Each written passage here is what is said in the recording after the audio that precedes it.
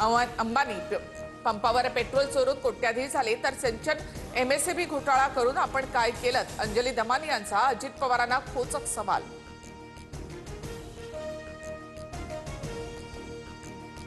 शाखा अध्यक्ष विभाग अध्यक्ष काम करत नाहीत तिथे त्वरित पर्याय शोधा।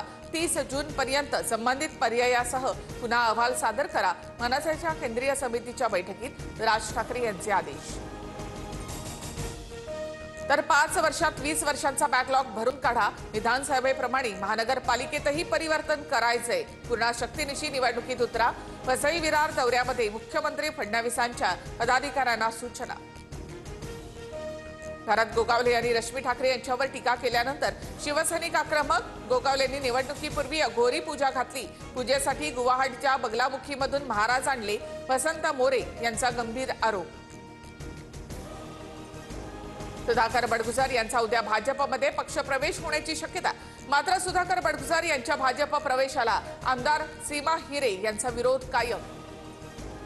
अमरावती जिल्हा बँकेच्या अध्यक्षपदावरून बच्चू कडू अपात्र। विभागीय सहनिबंधकांचा मोठा निर्णय। न्यायालयाच्या 1 वर्षाच्या शिक्षेचा ठपका ठेवत कारवाई। हाँगकाँगवरून दिल्लीला येणारं एअर इंडियाचं बोईंग 787 ड्रीमलाइनर विमान पुन्हा हाँगकाँगकडे रवाना। तांत्रिक बिघाडामुळे विमान पुन्हा एकदा हाँगकाँगला वळवलं। एअर इंडियाचं स्पष्टीकरण।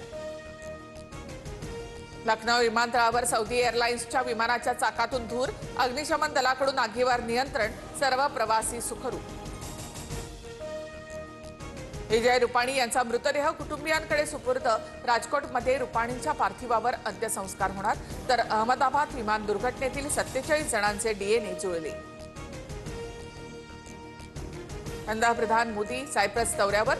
द्विपक्षीय संबंधांसाठी व्यापार आणि गुंतवणुकीच्या दृष्टीने भेट महत्त्वाची।